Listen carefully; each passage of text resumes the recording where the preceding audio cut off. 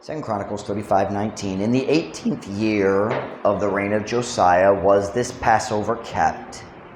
After all this, when Josiah had prepared the temple, Necho, and probably it's Necho, but Necho, king of Egypt, came up to fight against Carchemish by Euphrates, and Josiah went out against him.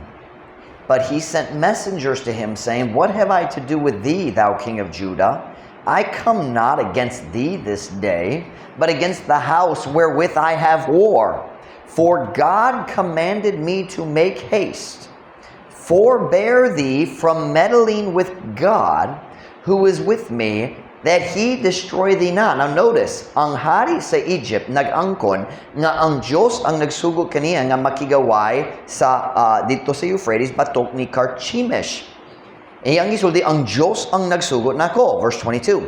Nevertheless, Josiah would not turn his face from him, but disguised himself, that he might fight with him, and hearken not unto the words of Necho from the mouth of God. Ang Diyos nag-confirm, ako ang nagsugo ni Necho nga makigaway batok sa Carchemish. Carchemish was the king of Assyria. Diyan ang panahon na. So ang Diyos na yung si Josiah wala naminaw sa pulong gikan sa baba sa Diyos. Gisulti ni Necho. Verse, badayon ta. And hearken not unto the words of Necho from the mouth of God, and came to fight in the valley of Megiddo. And the archer shot at King Josiah, and the king said to his servants, Have me away, for I am sore wounded. His servants therefore took him out of that chariot, and put him into the second chariot that he had, and they brought him to Jerusalem, and he died, and was buried in one of the sepulchres of his fathers. And all Judah and Jerusalem mourned for Josiah. Title of my message tonight is When Good People Fight Dumb Battles. When good people fight dumb battles. What is dumb? Butol. Kung ang mayong mga tao makigaway sa butol ng mga gubat. Diba? Kana. When good people fight dumb battles, I'm going to help some of you tonight if you'll let me. Magamputa, dahil ko mo makalingkod. Father, would you please bless the message this afternoon. Lord, thank you for the truth you've given me. Now help me, Lord, as I seek to deliver it. Help our church, Lord. Help us to make good decisions tonight. Bless the preaching of your word. Work in hearts, strengthen us, give us clarity of understanding regarding our own decisions as we go through our daily lives. Help us, Lord, we pray in Jesus' name. Amen. Pwede ka mo maglingkod. Si Josiah, siya ang kinalasan nga mayong hari diha sa southern kingdom of Judah. I'm going to go ahead and put the map on the board. Kaya gamito na ko pag-usab karon, but I'm going to adjust it just a little bit. I'm going to bring it a little lower down. I'm going to show more of the Mediterranean Sea, and I'm going to bring it down here. So mas kamay ang bahin sa Egypt nga makita na to. So I'm going to put the Sea of Galilee right here.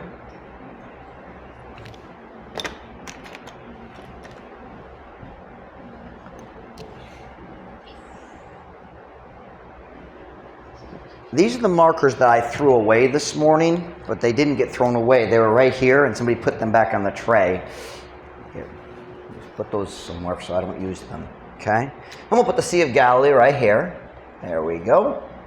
And then the Jordan River, and then the Dead Sea. Of course, we have the city of Jerusalem, the capital city. Okay. I made it a little smaller because way over here, Naiduaka Suba, I believe the closer one, this one here is Euphrates, and this one here is the Tigris. Kini nga area diri gitawag Mesopotamia, meaning ang yuta taliwala sa mga suba. Si Abraham nagikan sa sa niini nga lugar diri. The reason this is important is because this river runs north and it comes all the way up here and eventually it ends somewhere up here. Importante na para sa story karon. So we'll look at that in a few minutes.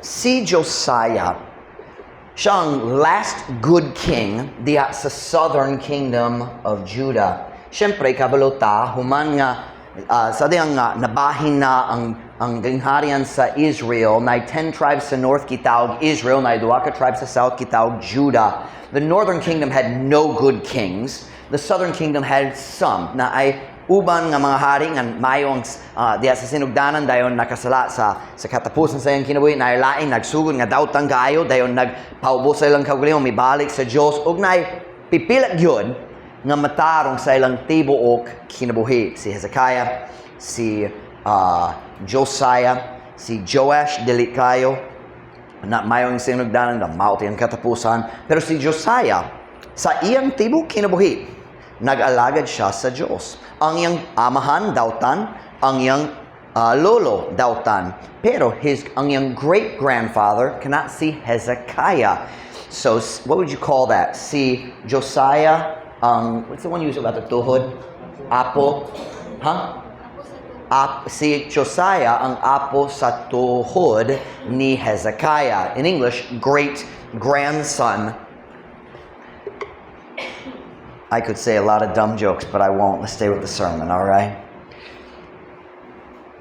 Gani ang buntag, nagastorita kabay ni Rehoboam, ug nagsunod siya sa Ginoo dili tungod sa gugma, nagsunod siya sa Ginoo kay kinahanglan siya, kabalo siya kinahanglan ko sa tabang sa Dios.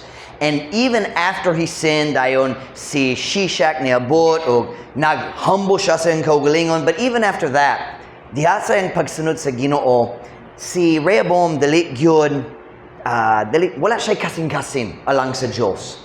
Si Josiah, dali samat ni anak. Josiah. I always mix up Joash and Josiah. I'll make sure I have the right name. Si Josiah, dali samat ni anak. Dali siya samat ni Rehoboam. Si Josiah, sincere kayo. Si Josiah, nahimok ng hari sa diyang 8 years old lang siya. 8, can you imagine that? How old are you? AJ, you're 9. Can you imagine AJ being the president of the Philippines? Help us. And unsa tong buhaton. But 8 years old, he became the king. When he was 16, he began to seek God. Go back with me to 2 Chronicles chapter 34, verse 3. 2 Chronicles 34. And I want you to see how good of a king he was. And maisugod siya alang sa Ginoo bisan batan-on pa. 2 Chronicles chapter 34 and verse 3. Kunana sa amen. For in the 8th year of his reign, so nag-start siya sa diyang 8 years old, so karon 16 na siya. For in the 8th year of his reign, while he was yet young, he began to seek after the God of David his father. And in the 12th year, he began to purge Judah and Jerusalem from the high places and the groves and the carved images and the molten images. Bisaya, kay sa ikawalo katuig sa iyang paghari, samtang siya batan-on pa, siya misugod sa pagpangita sa Diyos ni David iyang amahan. Og diha sa ikanapulo og 2 ka tuig, siya misugod sa paghinlo sa Judah og Jerusalem gikan sa habog ng mga dapit og sa kakahoyang pang Diyos og sa kinulik ng mga larawan og sa tinun-aw ng mga larawan. So what do we see here? Sa diyang 16 years old na siya, nagsugod siya nga mangita sa Diyos. Kinasing-kasing mangita. Nangita siya sa relasyon sa Ginoo. May I say, young people, seeking God is for young people just as much for adults. Unta nga ang mga batanon sa atong church, mangita sa Diyos samtang batanon pa. Sa dalipan, maghimo sa mga sayop, mga butang nga mahayan sa umaabot, nindog yun kung kamo mangita sa Diyos karon. He sought God when he was 16. He said, God, I want to know you. Daghang Kristohano mo ba sa Biblia? Daghang Kristohano nga magampo. Pero pipila ang Kristohano nga mangita gayud sa Diyos. He sought God. Dayon, sa diha nga 20 years old na siya, sa ika-12 katuig sa iyang paghari, the Bible says he began cleansing the wickedness from the land. Nagsugod siya, nagguba siya sa mga larawan, sa mga ribolto, nagsunog siya sa mga lugar nga sila nagsimba sa ilang false gods. He began destroying all the places and all the things that were used for wickedness. And by the way, may I just say in passing, pwede ba kung maghiskot lang? Unsa ilang gihimo sa mga ribolto, sa dihang sila mibalik nga ta sa Diyos, they burned them. They did not sell them, they destroyed them. That is what Baptists should do when they leave Catholicism. Kung dito sa imong balay na si unsay tawag niya nga baby ang batano, Santo Niño dito sa imong balay, unsang saktong buhaton niya na, burn it. It is an abomination. If it's cement, smash it with a hammer. You say, uy, ang mga tao masuko. Only if you do it on the street in front of your house. Walay balaod kabayan niya na. Say, akong pamilya. Well, that's different. If it belongs to somebody else, don't smash it. Ayaw, pag ato sa balay sa mong mama, magsunog sa iyang Santo Niño, magduktok si Mama Mary. Ayaw! But if it's yours, get it out of your house. Don't sell it. You say, well, Pastor Mike, mahal kayo na. Magatabang sa pamilya kung ako mabaligya ni Ana. Can I give you a verse about that? Pamina nini. So Deuteronomy 7:25, the graven images of their gods shall ye burn with fire. Thou shalt not desire the silver or gold that is on them, nor take it unto thee, lest thou be snared therein. For it is an abomination to the Lord thy God. Ang kinulit ng mga larawan, mga rebolto, sa ilang mga Diyos, inyong sunugon, pinaagi sa kalayo, dili ka mutinguha sa plata o bulawa nga anadiha kanila, nimo kuha niini alang kanimo, aron dili ikaw malitag diha niini, kay kini uskadulumtanan nga to sa Ginoo nga imong Dios. Listen to me now. True Christians, ang tinong nga Kristohanon dili magsulay mo kuha sa ginansya gikan sa mga butang nga gitawag dulumtanan. You don't sell it. You don't give it to your Catholic cousin, destroy it. It's an abomination. He said, sayang, Pastor Mike, ka na nga kwarta, makatabak sa akong pamilya. I got a suggestion. Nga naman dalit na lang ka mag-undang sa pagsimba o kwarta. Pagsimba sa Diyos. He destroyed the idols. And we live in a culture that is full of idols, and when somebody gets saved and leaves false religion, they should destroy the idols.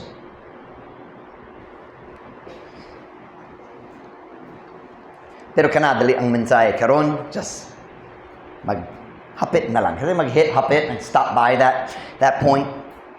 Balik na ko sa mensahe. Mag-istorita ka ba ni Josiah?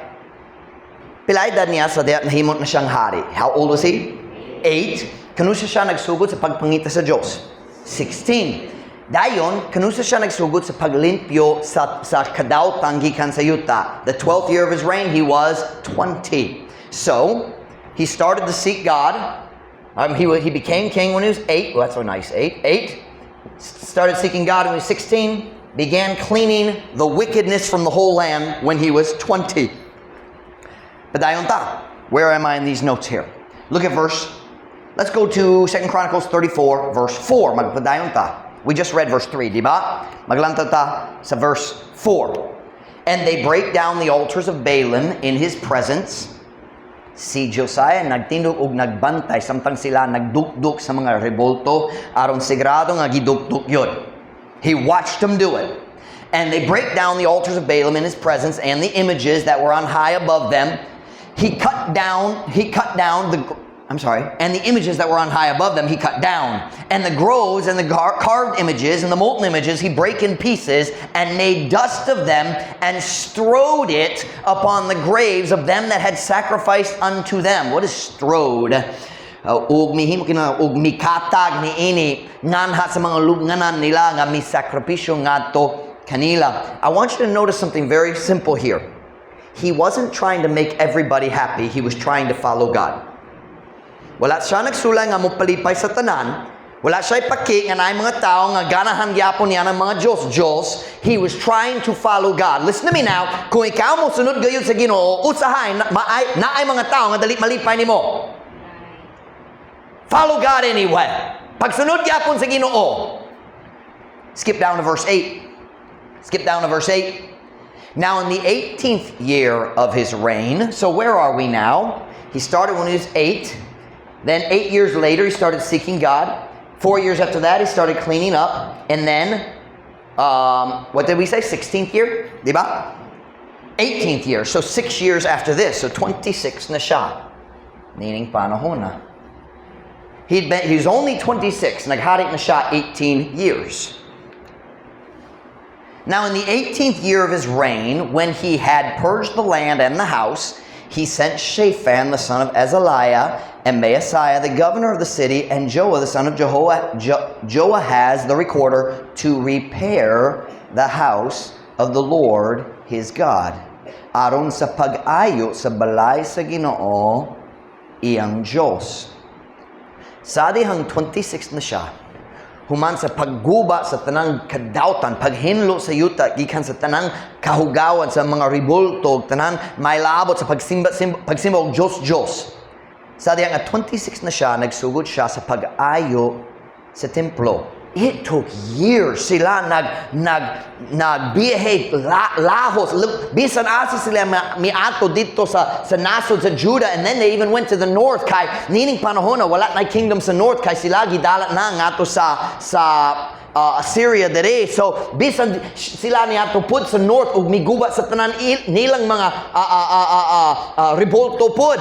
Mga years sila naglimpyo sa kadautan gikan sa ilang yuta, and then, nagsugod siya sa paglimpyo sa templo aron makaalagad gayud sa Ginoo pinagi sa mga sakripisyo guban pa. This is also not the message, but I just want to mention it as well. Uska butang nga nakit-an nako diha sa mga backslider usahay. Mao kini, magsulay sila mobalik sa Dios, mobalik sa pangalagad sa Ginoo, pero dili sila ganahan maglimpyo sa kahugawan gikan sa ilang kinabuhi. First, he cleaned the land, then he fixed the temple. How many times, bila ka panahon na itaw nagsulay mo balik sa Diyos, pero nagyapon niyang daan bisyo. Nagyapon ang yang daan barkada. Trying to serve God, listen now, trying to serve God without cleaning your life doesn't work. Are you listening? Kana dali maggana, kana dali mag-uswag. First, he cleaned the nation, and then he repaired the temple. Listen to me now. Kung dali ka buot nga mubuhi sa imong sala, dili gayud ka mahimong epektibo o malipay diha sa pagpangalagad sa Ginoo. Did I say that correctly? If you're not willing to let go of sin, you will never be effective or happy in serving God. And here's what happens. Magsulay ka mo lagad sa Diyos pero maghawad gyapon sa sala. Dayon walay kalipay gihapon ug magbaso ka sa Ginoo or magbaso ka sa church. Pero ang problema dali ang Ginoo, ang problema dali ang church, ang problema mao ang sala nga nagyukuptan pa nimo. Padayon ta sa verse 14. And when they brought out the money that was brought into the house of the Lord, Hilkiah the priest found a book of the law of the Lord given by Moses. Ug sa diha nga sila mipagawa sa kwarta nga gidala ngadto sa balay sa Dios, si Hilkias ang pare nakakaplag sa usa ka basahon sa balaod sa Ginoo nga gihatag pinaagi ni Moses. Samtang sila nag-ayo sa templo, usa ka pare nakakaplag, nakakita na sa balaod ni Moses. No wonder, walay katingala nga ang tibok nasod dautan kaayo. They had literally lost the Bible. Wala sila Biblia, nawala yun. They went in to clean the temple and they found the book. Josiah had been trying to follow God for 18 years without any scripture. He had never read the Bible, pero siya naningkamot nga mosunod sa Ginoo. They had lost the Bible. Can I just say very bluntly, walay tao makasunod sa Diyos o sa kabubuton sa Diyos kung walay Biblia. Kini ang muhatag na ta sa paggiya, kini ang muhatag na to sa gahom. You can't follow God without the book.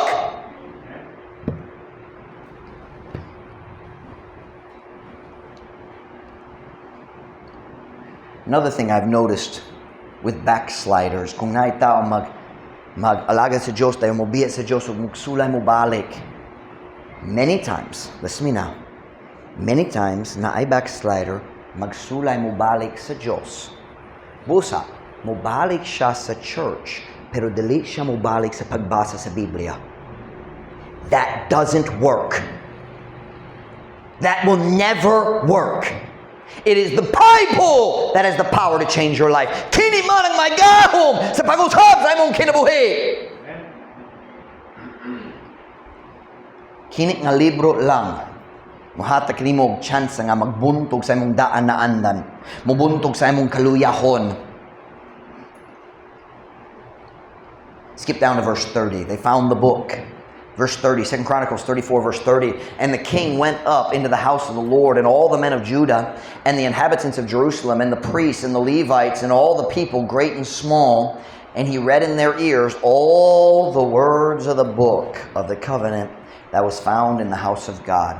Ug ang hari misaka ngadto sa balay sa Ginoo, ug ang tanan nga mga tao sa Juda, ug ang mga lumulupyo sa Jerusalem, ug ang mga pari, ug ang mga Levihanon, ug ang tibok katawhan, dagko ug gagmay, ug siya mibasa diha sa ilang mga dalunggan sa tanan mga pulong sa basahon sa pakigsabot nga nakaplagan diha sa balay sa Ginoo. I want you to notice he read them all the words. Kita mo ba sa 5 minutes, laay na mo balik sa cellphone. He read them Genesis, Exodus, Leviticus, Numbers, and Deuteronomy. Ug sila nagtindog ug naminaw sa tanan. Let me tell you what the Pitans needs to hear today. All the words of God. It's not enough to preach some of it. We need all of it. And that's why ako nagsulti balik-balik, mata Kristohanon, ang nga mubasa sa tibok Biblia, makausa, at least makausa, matag tuig. What is, can I say, labing minos? Can I use that for at least? They use it in the Bible. No, I saw it in a news article.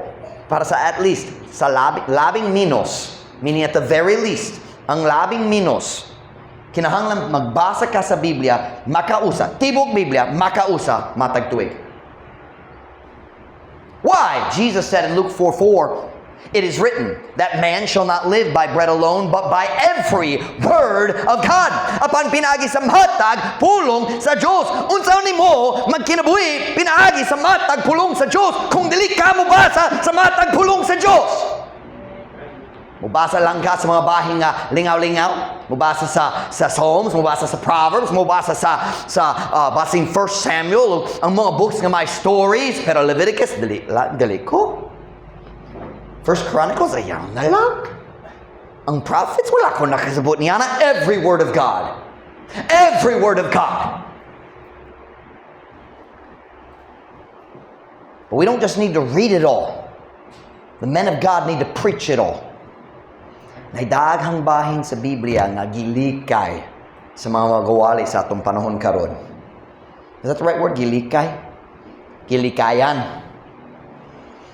Daghang bahin sa Biblia, gilikayan. Oh, magwali sila kabahin sa gugma, pero dili kabahin sa impyerno. Magwali sila kabahin sa, oh, ang Ginoo gana magpanalangin nimo, pero dili sila ganahan. Ang Dios kana nga ikaw, magkinabuhi nga Dios nun. Every word of God. Every word of God. Let's skip down to verse 33. And Josiah took away all the abominations out of the countries that, so this is kind of like telling his whole story in one verse. Mag-summarize man. And Josiah took away all the abominations out of all the countries that pertained to the children of Israel, and made all that were present in Israel to serve, even to serve the Lord their God. And all his days they departed not from following the Lord, the God of their fathers. Did you catch that? Ug sa tanan niyang mga adlaw, tanan adlaw ni Josiah. Ug sa tanan niyang mga adlaw, sila wala mibiya, gikan sa pagsunod sa Ginoo, ang Diyos sa ilang mga amahan. Basta lang, si Josiah buhi pa ug nagasunod sa Ginoo. Ang tanan tawo sa iyang gingharian nagsunod pud sa Ginoo. They followed him. They followed him.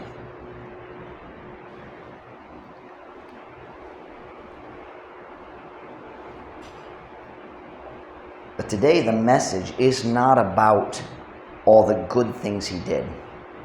Ang mensahe karon kabahin sa usa ka sayo nga nagpatapos sa iyang kinabuhi. Ano sa eksakto? Nagtapos? This great king, kining batanon nga lalaki nga nagsunod sa Ginoo bisan wala pa siya Biblia. Kini nga tao nga nay kasing-kasing nga nagtingwa gyud sa Dios. Ug ang tao nagsunod sa Ginoo tungod kaniya. At the end of his life, he made a dumb decision. And because of one dumb decision, he died when he was 26. Dili ang kapabuton sa Diyos. Ang Ginoo wala nagplano niya na. Pero pinagi sa usa lang ka decision. Namatay siya sa dayang 20s. He could have lived to be 50, 60, 70. He might have reigned another 30 years. Si Manasseh, ang young lolo, naghari nga 55 years. Na siya chance nga maglapas niya na. 8 years old siya, so diya nagsugod. But he died when he was 26. O ang iyang gingharian, how would I say that? Nawad-an sila sa ilang last good king. There was never another good king ug ang gingharian diretso mibalik sa pagsunod sa mga Diyos. Ang maong revolto nga gisunog niya, sila nagsimba kanila pag-usab. I want to look at it. It was our text verses today. Go with me to 2 Chronicles 35. And let's go to verse 20. Starts with the words, after all this. So, human sa tanan mga butanga kung gihiskot na sa mensahe. 2 Chronicles 35, verse 20. Kung nana say amen? After all this, when Josiah had prepared the temple, Necho, king of Egypt, came up to fight against Carchemish by Euphrates. And Josiah went out against him. Dali ko mabasa niya sa Bisaya, kaya magpassport lang ko. Kung ikaw mabasa diha sa 2 Kings, makita ka nga si Carchemish maong hari sa Assyria.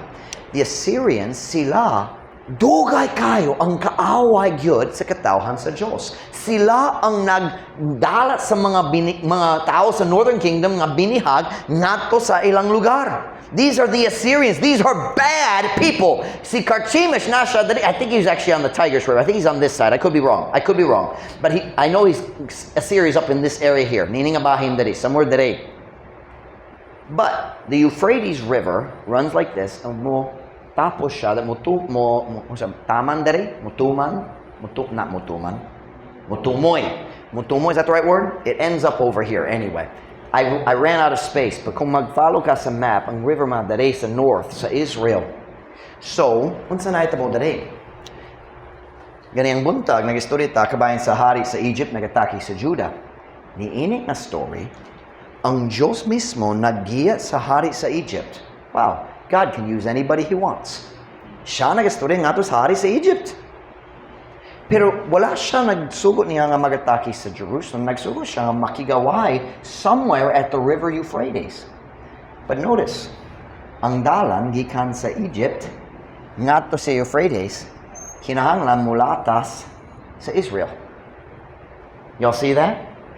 Kay lusod kayo ang dalan diri kung mubasa ka sa laing mga story sa Biblia, kini nga dalan diri deserto gyud, wala ay tubig, it's a bad place to be.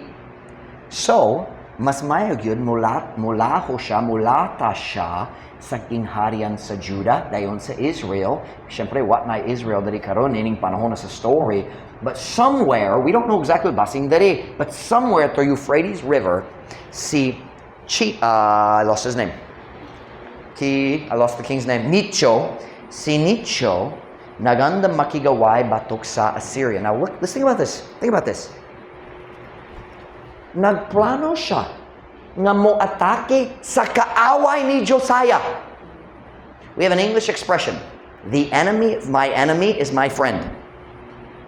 Ang kaaway sa akong kaaway, ang akong higala. Is that clear? He is your friend. He is going to kill the people who want to kill you. But for some reason, wala ta kabalo sa rason. I have an idea. Pero ang Biblia, dali magino na to sa rason. So, walay klaro nga rason. Si Josiah, dili ganahan mo tugo nga si Necho mulata sa yang yuta. Let's continue reading the story. Let me read verse 20 again. After all this, when Josiah had prepared the temple, Necho, king of Egypt, came up to fight against Carchemish by Euphrates, and Josiah went out against him. So here comes Necho. Nagbiyahe siya dere, padulong sa north. Padulong siya dere.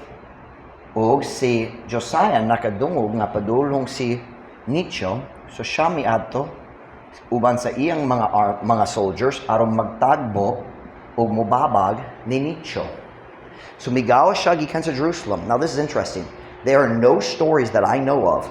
As far as I know, Josiah, this is his only battle.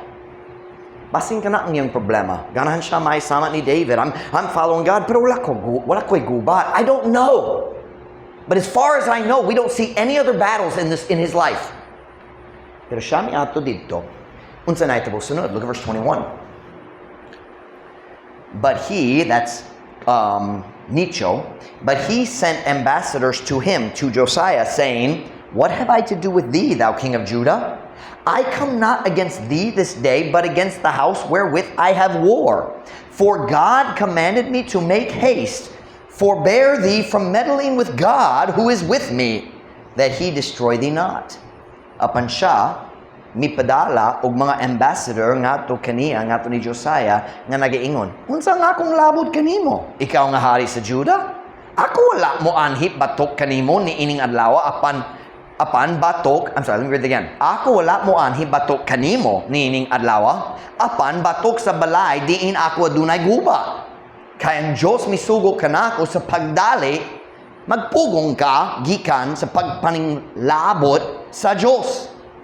Kinsa uban kanako aron siya ang Dios dili mo laglag kanimo. Si Necho dili ganahan makigaway ni Josiah. He said, "Wa ko'y problema nimo? Naiguba dito batok sa akong kaaway ang Assyrian. Just get out of the way, padaplin lang mulatas rami walay problema. God wants me to do this." And Josiah wouldn't listen. Look at verse 22. Nevertheless, Josiah would not turn his face from him, but disguised himself that he might fight with him. Notice those words, that he might fight. He wanted to fight.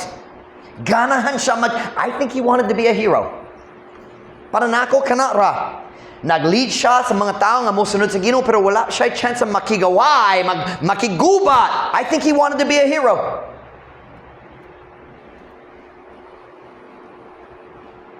Nevertheless, Josiah would not turn his face from him, but disguised himself that he might fight with him, and hearkened not unto the words of Necho from the mouth of God, and came to fight in the valley of Megiddo. By the way, Megiddo, that's where the famous battle of Armageddon will happen. Megiddo, Armageddon. Saya, apan, bisan pa niana si Josiah, dalit muliso, sayang nawong gikan kaniya. Apan mitakuban sayang kaugalingon, just like Ahab did. 2 stories in the Bible of people, of the king disguising himself, and they both died. Apan mitakuban sa iyang kaugalingon, aron siya makaaway kaniya. O wala naminaw nga to sa mga pulong ni Niko, gikan sa bakba sa Diyos. O miato aron makigaway diha sa walog sa Megiddo. For some reason, Josiah wanted to fight. I have my opinion, but it doesn't matter why. There's just one problem. It wasn't his battle. Kana dili ang iyang guba. Ang Diyos wala nagsugo kaniya, kini nga guba dili iyaha. He was fighting a battle that was not his to fight. It wasn't God's will. Look at verse 23.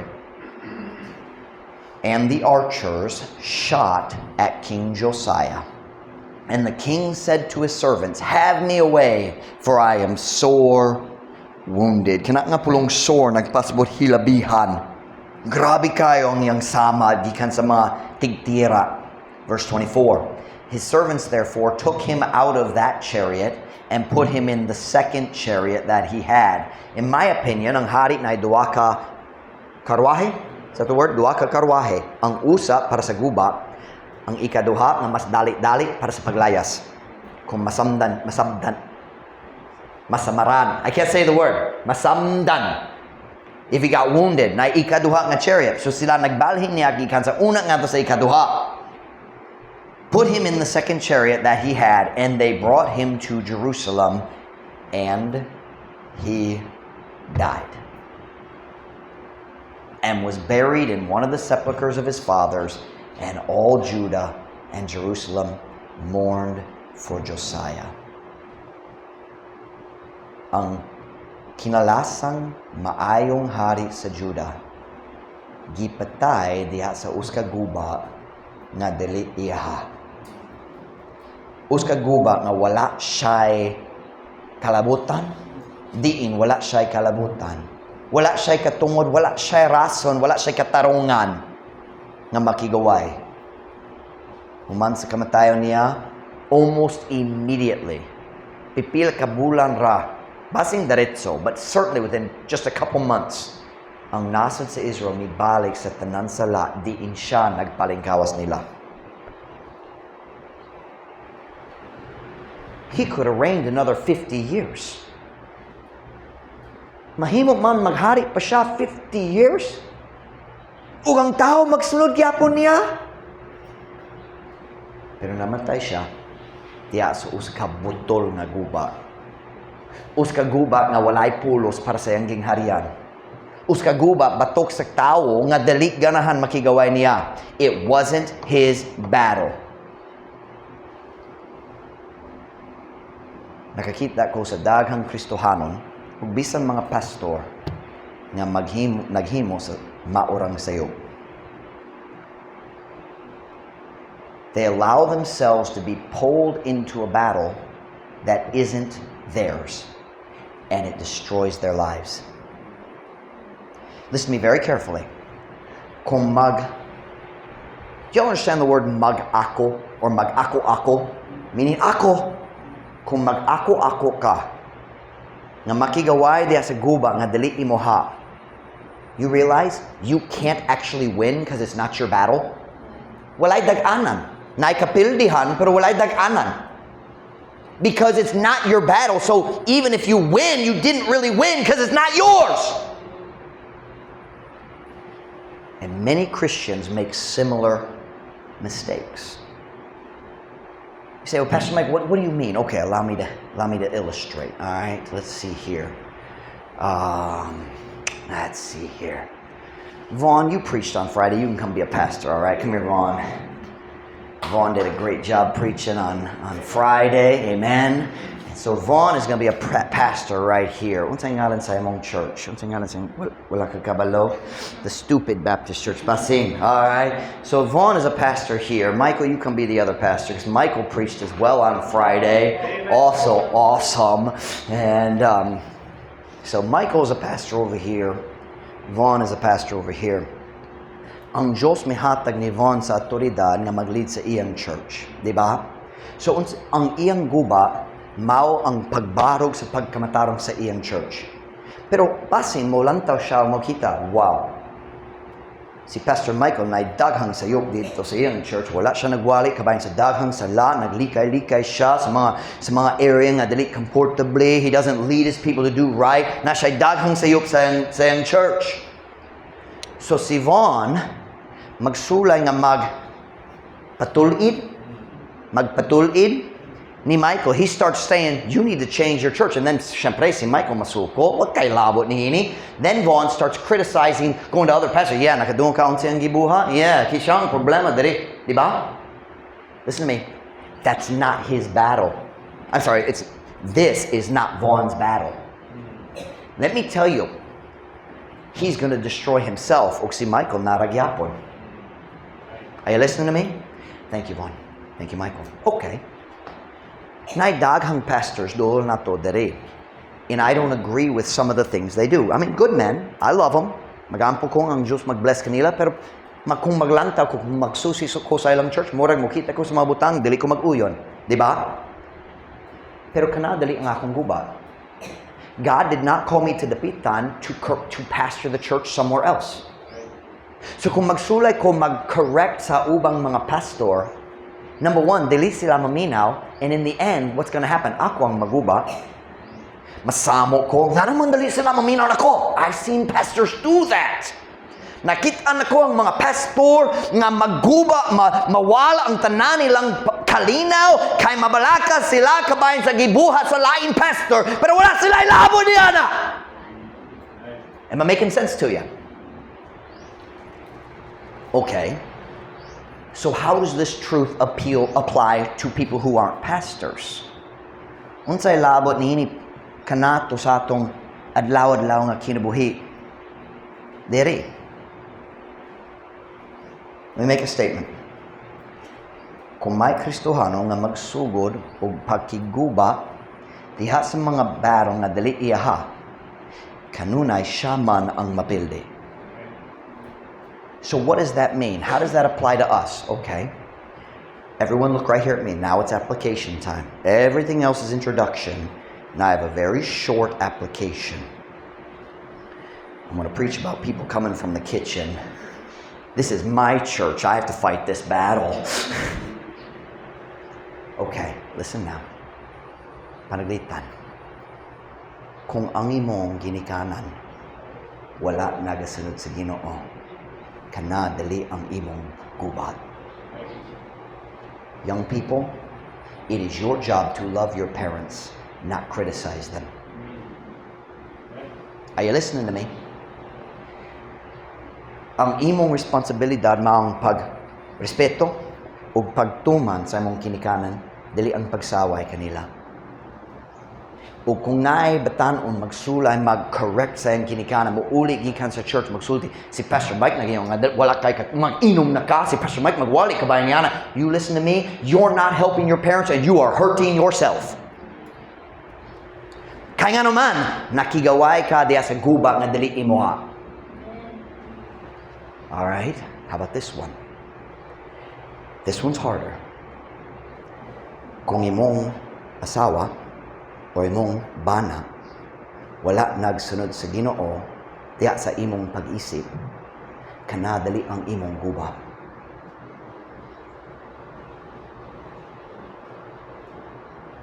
Let me tell you what a bad marriage is. Makapasabot ko ninyo, simple kayo, unsa manggod ang maot nga kaminyoon. Duwa ka tao nga nagsulay mo ayo sa problema diha sa kapares. Say, well, if I don't fix him, he won't fix himself. True, but you can't fix him and you'll ruin yourself. Kung dali ko magsaway kaniya, magpadayong gihapon siya. O kung ikaw magsaway kaniya, magpadayong gihapon siya o magubat na ang inyong relasyon. Mawala ang imong kalinaw, magahin sa tanan imong oras, maghunahon, nagngama siya, nag-ingana, mas mayo kung wala cute kung nagpakasal. You are fighting a battle that is not yours. o ikaw ang mapildi every single day.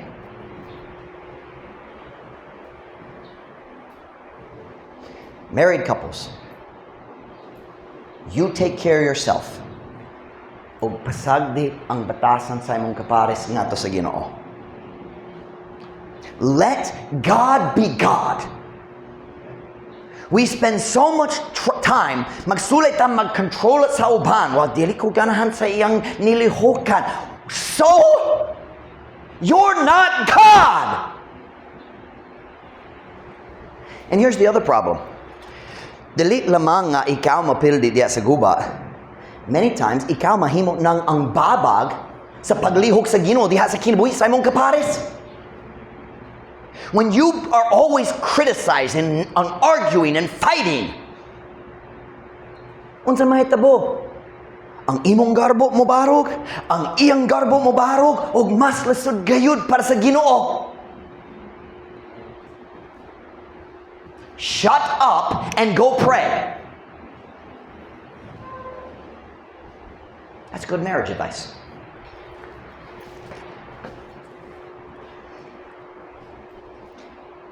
Okay, let's go one step further. I said, kung ang imong kinikanan wala nagsunod sa Ginoo, kanadali ang imong guba. Don't lose your peace and your joy because your parents aren't following God. Just himo ang decision ang akong pamilya dili may sama niini nga nakita nako karon. Number 2, in my second illustration, kung imong kapares wala nagsunod sa Ginoo, or maybe you just think they aren't, kana dali ang imong gubat. Let me add one more. Kung ang imong mga igsoon wala nagasunod sa Ginoo, kana dali man ang imong gubat. Listen to me now. I've read the whole Bible a lot of times. I can't find the verse that says, manghud, pagtuman sa imong magulang. Are you listening to me? And then we have, you lose your peace. Mawala gayud ang tanan mong kalinaw kay dili siya maminaw nako. Well, that's not your battle. God gave your parents authority, not you. I know this goes against Filipino culture, but it's Bible. I thought maybe I'd get at least one amen for that.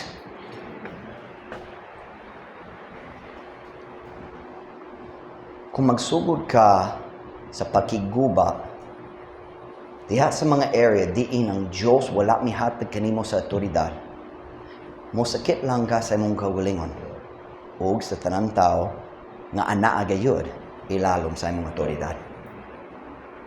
They lost their king because he decided to fight Nicho. And everybody here suffered because he wanted to go fight a battle that wasn't his.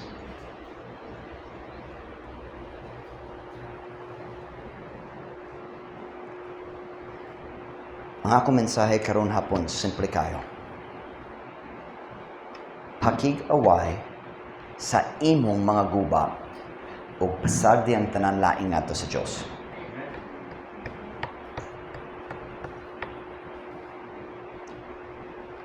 What battle have you been trying to fight and it's not yours? Give it back to God. He's much better at it than you are. Tuguti ang Diyos nga magpaka-Diyos, mas hanas gyud siya sa pagpaka-Diyos kay kanimo. Have you ever figured out you're a really bad God? Nakamatikod ba? I've learned something. I am so bad at being God. You should all be very thankful I'm not God.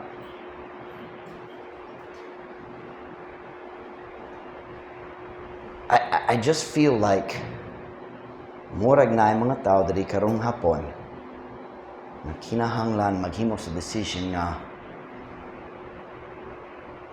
English because I don't know how to say it exactly. I think some of you need to let go of some things in your heart and give it back to God. Na mga butang kinahanglan buhian nimo diha sa imong kasing-kasing. It is your heart that wants to fight that battle. It is your heart that wants to control and correct other people. Let it go.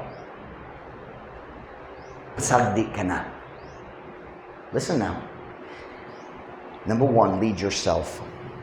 Number 2, lead your children if you have children. Number 3, lead people, other people whom God has put under your authority. If it's not clear, then it's not your battle. Wala ko'y sure kung kini ang akong otoridad. Kung dali klaro, dali imoa.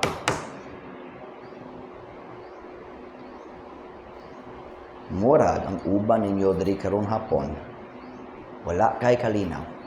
Kay makanunayon maghuno-huna ka, kabahin sa guba na dali imoa. You are constantly bothered by the behavior of somebody else. Let it go! Tugot ang Diyos, magpaka-Diyos! Kung ang Diyos wala nihatag kanimo sa otoridad, ibabaw niya ng tawhana, buhi siya diha sa imong kasing-kasing. Say, oh, but Pastor Mike, I love them and I want them to do right, but it's still not your battle. That battle you fight in the prayer closet. Kana nga guba, mahitabo diha sa prayer closet lang. Keep your focus on the battles that actually belong to you.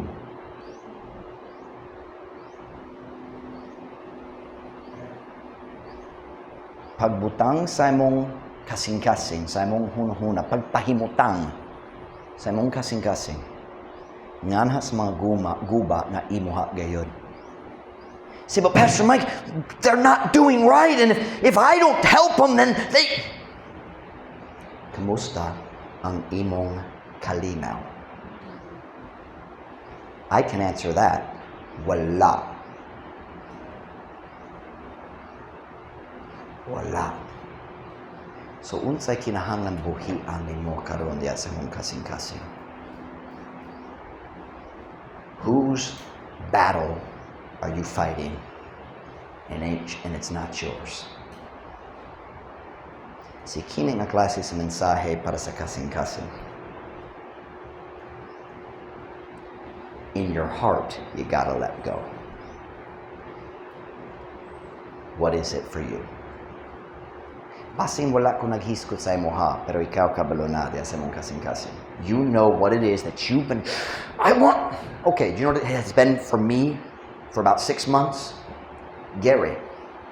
Not him, his case. I can't control it.